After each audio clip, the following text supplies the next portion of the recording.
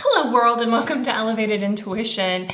Today I have a new deck. We're doing this unboxing. This is the Transparent Tarot by Emily Carding. I haven't seen anybody use it, but I came across it and I thought it was super interesting. This deck is a loving, helpful friend. It feels alive and reactive in a way no other deck has seemed to me. That's interesting.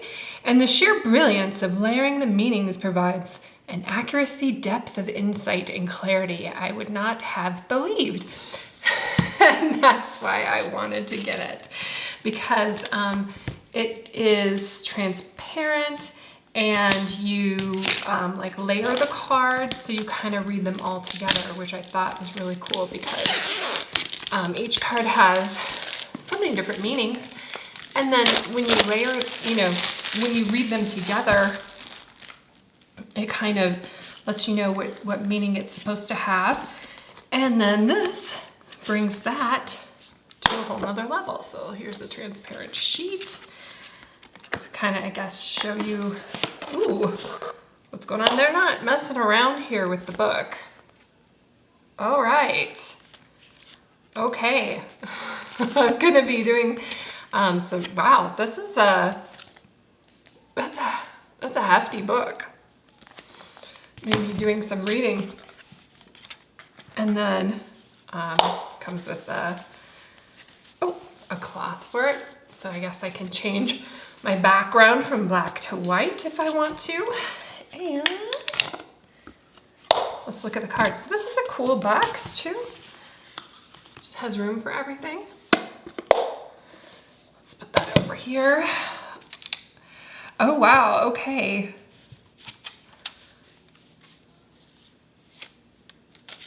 Okay. Huh. Yeah, I guess you do have to put it on white because you can't see this on my black background. Versus, okay.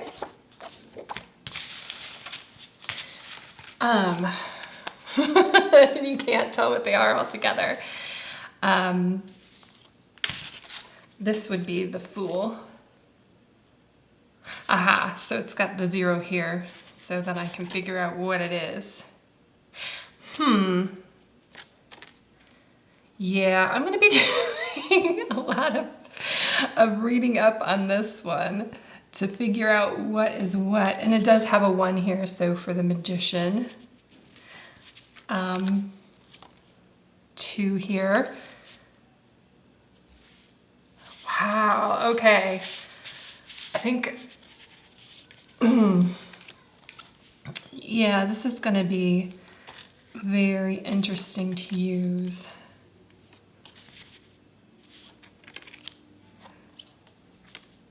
Huh. So I'm gonna get them all out and show them off here on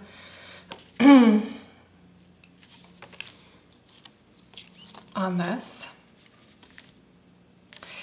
And then we will, I'll put a couple cards together just so we get an idea. So we're still here in the majors. The major arcana. Okay, so the numbers shift down to the bottom. Here for strength at 11. So let me know what you think of these cards. I mean, I like the simplicity of them, and they would have to be pretty simplistic here if we're going to then combine them and layer them with other cards. 17.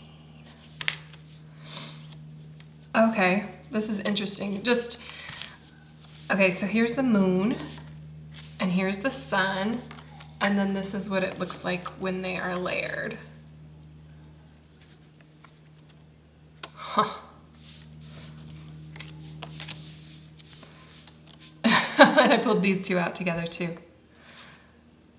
Very cool.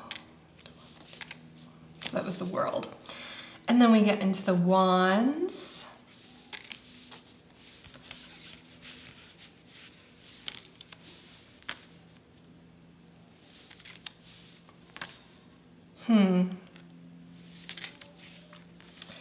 Four of Wands. And it's really interesting here, like these two, how they're interacting together. Ha. And then the numbers go off to the side now. So I'm sure the numerology will play a, and then it shows that we have a Wands here, a large part in this, which, Page of Wands, Knight. Yeah, I would love to get more into numerology on these, so I'm down for that. I just, you know, I don't really, I have to see what the book says about shuffling them, because I don't want to damage them. And in my experience, like this plastic, I don't want to get scratched up. Though that might, who knows, that might actually add to the meaning. I like a well-worn tarot deck. So these are cool. And the cool part of them is the layering aspect, as you can see. The imagery isn't necessarily, I mean, I definitely have decks that are prettier images or even cleaner images, but it'll be interesting when I start working with them to see how these things, the placement of each of these things, how it works. I guess I need to start reading that book. Because, like, you know, they put the 10 over, that 10 over here. Pages always seem to be here in this corner. Knights always seem to be facing out this way. And then as the page, knight, queen, king go, like they get larger. I guess indicating like a larger influence. Here we are in Pentacles.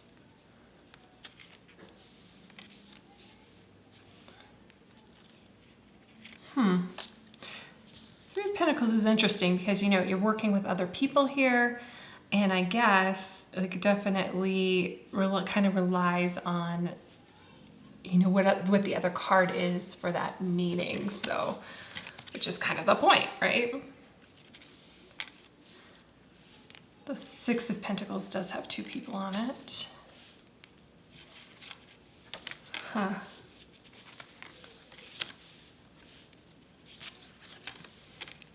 So interesting.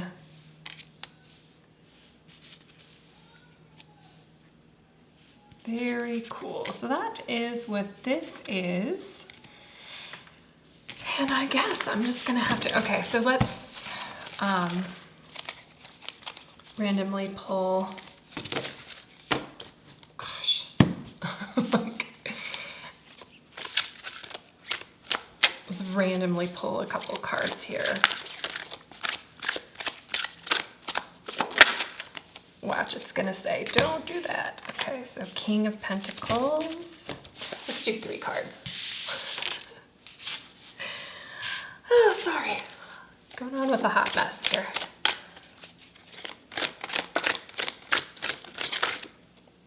Okay, that is the 5 of Wands. We'll get one more. Okay.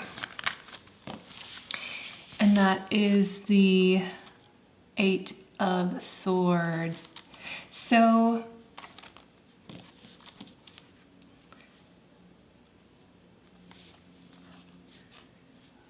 they all are kind of like bowed to one way, so they fit better like this. I like it that we've got like Pentacles, Swords, Wands. Here is an influence. 5, 8, King, So that's interesting. And it's very kind of cool. Eight of Swords talks about being kind of trapped. And if you are searching for, like the King of Pentacles here is holding a Pentacles in his hand. If you are searching for Pentacles, something physical that you're holding yourself back. I really like the imagery there. And then, what is that? That's the Five of Wands. Five of Wands would also kind of be an obstacle too. Fighting with other people, fighting internally. So that's how that looks when they layer up. I wonder, I'm just gonna grab a couple cards here, because like, that is way too many. 1, 2, 3, 4, 5. Let's say 5 cards. This starts to get super busy with 5 cards. You can see that. Versus this one over here with 3 cards. So I will definitely play with this. Let me know what you think about them in the comments. Give me a like if you think it's a really interesting. I'm not, certain decks like you just feel like you can connect with right away. I'm not really super connected with this. I feel like I need to do more reading up on it. So that's something, but that's okay. For me, I'm excited about it because I feel like I want to learn some new things, and I want to learn a better way of how the cards interact with each other. So I think that would be helpful. And I think that it's kind of, that's the Fool and the Ace of Pentacles. Look at how nice those 2 cards play together. It's really beautiful. I mean, the Fool is about jumping out there and really just high exuberance, just taking that first step, that leap of faith, that freedom. And then we've got the Ace of Pentacles, which is about something new. So I love how like free and open this one looks versus the King of Pentacles here that feels trapped over here when you're trying to get to that level, the King of Pentacles level, and the obstacles that you come across. Very cool. And also, even this, the 0 and the Ace, I mean, it's all nice and tidy, all plays together well, and this one is super spaced out, and I don't know how that interacts, like how it's meant to with the deck. Like again, I'll have to look at the book on that, and we'll get back to it because I'm going to do some readings with these. But yeah, so very, very interesting. Let me know what you think about them, and I'll see you in the next reading.